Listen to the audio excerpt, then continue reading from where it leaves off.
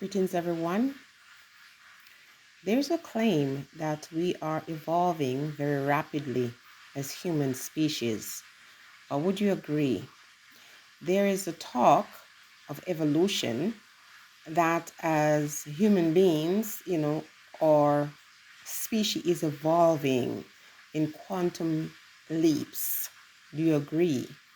We know in the last decade or so, there's so much emphasis on understanding etheric strands of DNA, looking at biology, and there is a shift alchemically, that is, there's a shift from carbon-based matter into that of multi-dimensional silicon crystal.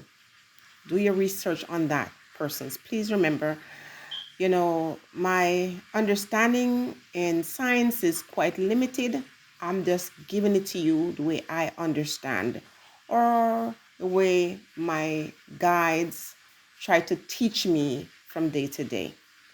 And so this evolution that we hear is not a new thing, but behind the scenes, much is being done. Research is done that they claim has discovered the surface of silicon membrane and that it can be functionalized to become pH or biologically sensitive. And so it can bind DNA, according to some scientists. So on the screen, you're seeing a chart with the periodic table of elements. And when we talk about elements, it's very important for you to understand this. Even if you're not a science mind or scientific minded person, you can get something from this that you can hold on to. I'm going to go back to the periodic table afterwards. But if you understand that, for example, as African people, you have to ask yourself the question, who am I?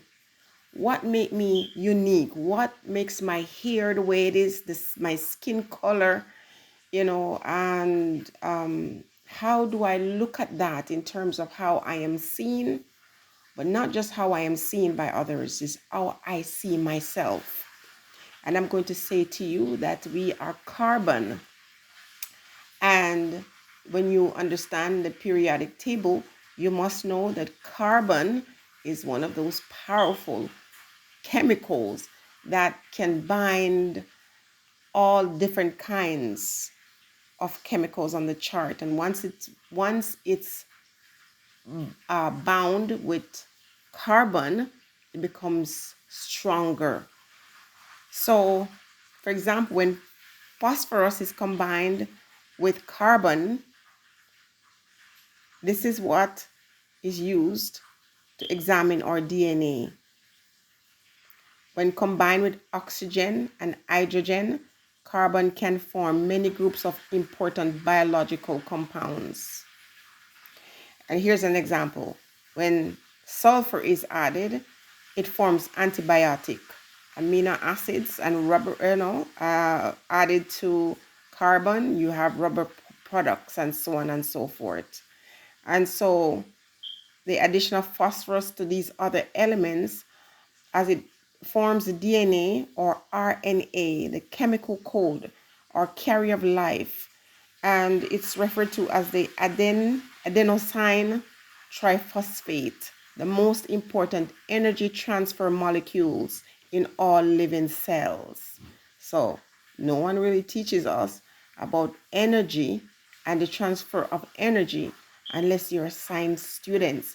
Even in Jamaica, where I come from, kids who learned about physics and chemistry went to a special school, which is traditional high school, where they're taught these things. But kids in, the regular high schools who didn't pass the GSAT or the common entrance or whatever it's called now, they didn't get the opportunity to go to schools that would teach them these things. You have to ask yourself the question, why? Why not?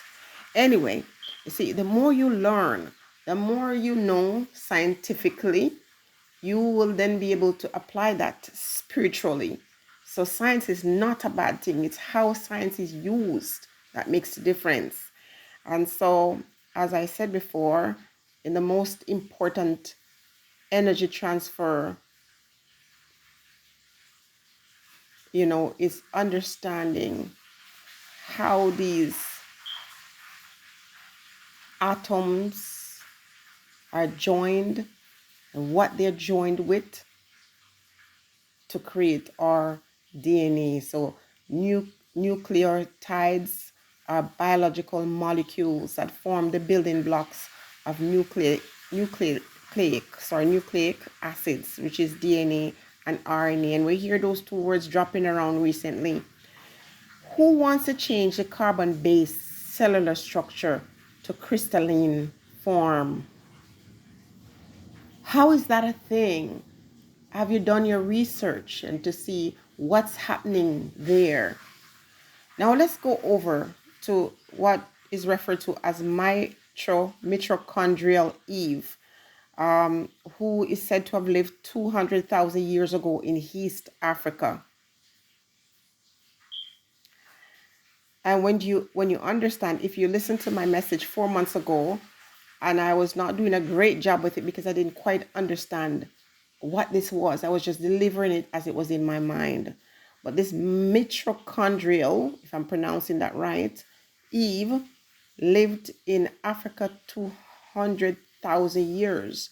So that would make the African the original man or woman. There is claim that all our cells are being changed from organic structure to crystalline structure. There's claims that this is the intention. And so they claim that the perfect prism through which light can pass through for illumination would require our structure to be moved from organic to crystalline. But who benefits? What is the hope? Or what is the hope? What are they hoping to accomplish by doing this? Now, when we look at the chart earlier on this page,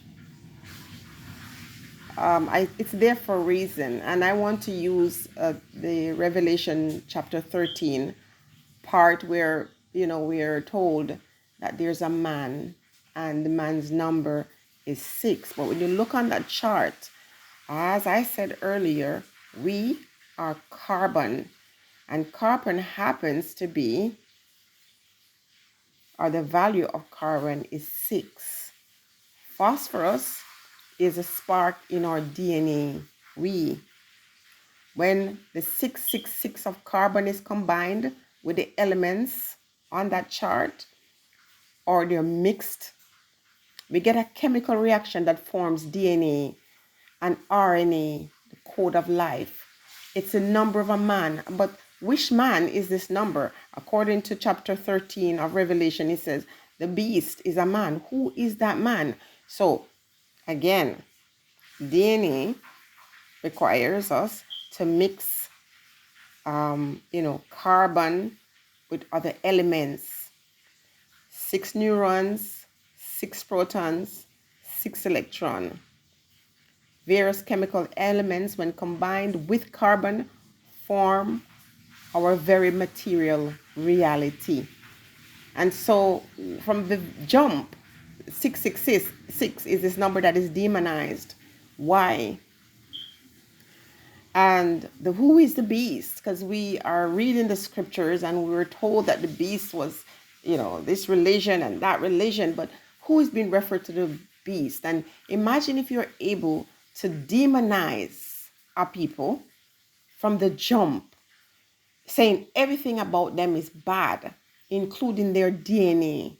Imagine the kind of head start you would get.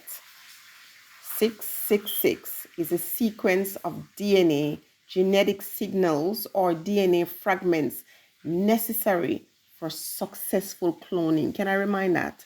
666 is a sequence of DNA genetic signals or DNA fragments necessary for successful cloning. And so we are told in chapter 13 of the book of Revelation that the mark of the beast is a man. But I want you to know that carbon is necessary to form all DNA and RNA. It is a chemical code of life. Carbon atoms has 6 electrons, 6 neutrons, and 6 protons. 666. Now, we also hear about seraph, meaning the burning ones. You know, they refer to black people as burnt. If you go into history, some of the most racist things that you've ever heard about black people, calling them, you know, like they're burnt, their faces are burnt, and all of that. And so the seraphim, the angel, is said to be the burning one, the first hierarchy of angels who spend most of their time before God in the Bible. So if seraphim is considered the burning one and Africans are considered to be carbon, you would see why individuals would go out of their way to try to demonize who we are as a people. I want you guys to do your research. I want you to go for yourself and expand on some of what I have shared here, and then come back and give me your idea or share your opinions as this is concerned. But I'm going to say that when I examine and look closer at science, the little that I do understand and trying to interpret for myself, you see, you know, words like black, black body, and look at how this express frequency or energy, or how it explains it at least, and how such things as our sweat, our tears, our hair, how different it is from other people. And what would that then say about us? We are sun people. Even the very hair on our heads, the way it's grown, connects us to the sun. And so when we were thinking that we were inferior, not thinking we're inferior because just got up one day and felt that way, is that people have gone through lengths to tell us these things, to tell our offsprings these things. I mean, people have recognized the power of who we are as a people. And it wasn't just because they wanted to remove us to different places to work us or make us slaves. It was because if we are who we are carbon, we are so powerful, we're so connected not only to the sun, but to the universe. You would want to take such a people, such a powerful people who are filled with love, who are connected to the earth, to take them away from that. And so in Africa, with all its resources, all its awesome history, all its inventions, all the things that we are known to be first for. Remember I said the woman, the mitochondrial Eve, lived in East Africa. Every human existence goes right back to Africa. And yet we see our little African boys and girls so lost in Western worlds and in Africa as well. And if we are drawn to a certain faith within there, we are bombarded with messages of how bad we are, how evil we are. And we fail to understand, as I said, as the Spirit said, we are original people. We are carbon.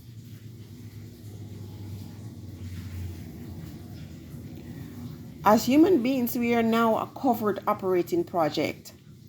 We are now enrolled in what feels like a twilight zone of denial and delusion. And the church we were once depending on to be that bastion of hope is now seen as truly the den of lies and thieves.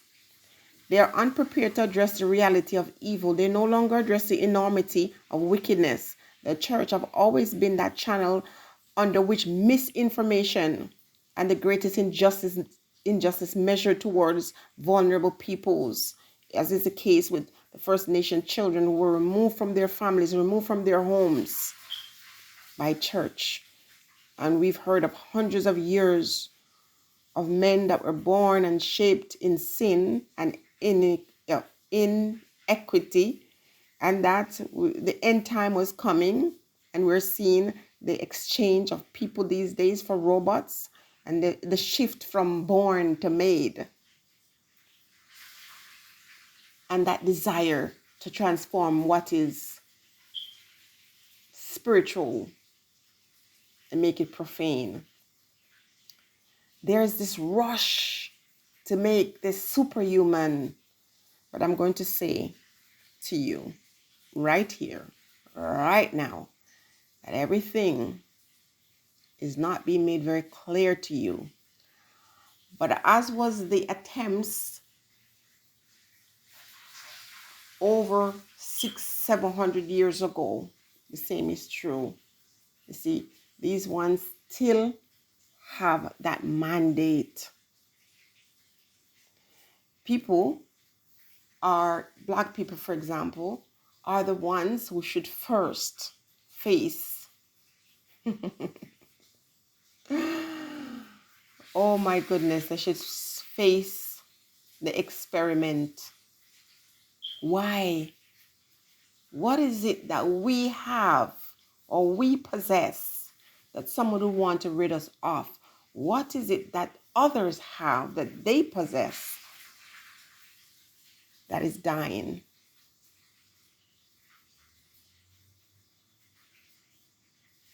What? Is the beast referred to a religion? No, it says it's a man. And when I take a closer look at this revelation,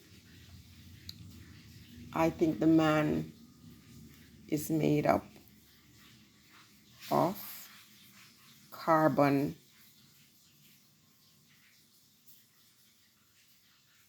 6 electrons, 6 neutrons, and 6 protons. And the deception is to make us think that something is wrong with how we are made, and the calculated attempts or efforts to remake what is perfectly made is what's causing all these problems. Examine the text closer and ask for direct and divine guidance to show you the truth of why we are persecuted and why there's a mad rush to change DNA, to introduce RNA, to focus on silicone production and remove it from carbon. I'm going to leave this for now, and I'll be back with a part 2. Something to think about, to pray about.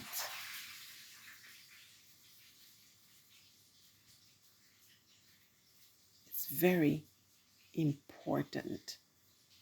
It's a key to unlock the doors. Stay blessed.